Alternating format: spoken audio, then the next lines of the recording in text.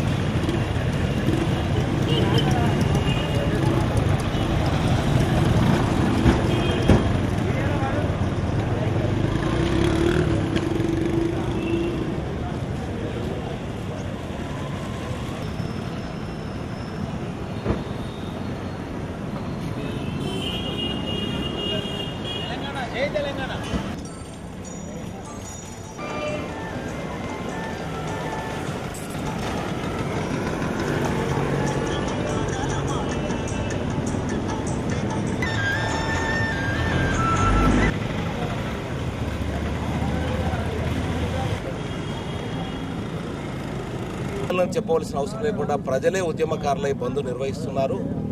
మరి ఈ ప్రజాభిప్రాయాన్ని కేంద్ర ప్రభుత్వం వెంటనే గౌరవించవలసిన బాధ్యత ఉంది. ఇంకా కాలయాపన చేస్తే మరి ప్రజల ఆగ్రహావేశాలకు గురి అయి మరి ఇంకా చిన్నాభిన్నమయ్యే పరిస్థితి, శాంతి భద్రతల యొక్క సమస్య ఎదురయ్యే సమస్య ఉంటుంది.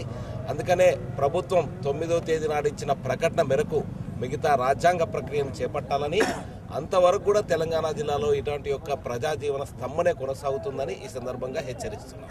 జేఏసీ ఆధ్వర్యంలో నిర్వహిస్తున్న బంద్ సంపూర్ణంగా కొనసాగుతూ ఉన్నది. అన్ని పార్టీల వారు మరి జెండాలు పక్కకు పెట్టి ఒకటే ఎజెండాగా తెలంగాణ రాష్ట్రం ఏర్పాటు అనే ఎజెండా తోటి ఈరోజు అందరూ ముందుకు రావడం జరుగుతూ ఉన్నది. దీన్ని గుర్తించి కేంద్ర ప్రభుత్వం కానీ తొందరలోనే ఏదైనా సరైన నిర్ణయం తీసుకొని వెంటనే తెలంగాణ రాష్ట్ర ఏర్పాటుపై ప్రారంభించాలని కోరుతా ఉన్నాము. లేని పక్షంలో రాబోయే రోజుల్లో కూడా మరి ఇంత పెద్ద తీవ్రమైన ఉద్యమాన్ని మరి ఇంకా తీవ్రతరం అయినట్టయితే రాష్ట్రంలో శాంతి భద్రతకు అనేక విధంగా విఘాతం జరుగుతుంది. కాబట్టి త్వరలోనే దీని పట్ల ఒక నిర్ణయం తీసుకొని మరి కేంద్ర ప్రభుత్వం ప్రకటించాలని చెప్పి సందర్భంగా కోరుతా ఉన్నాం.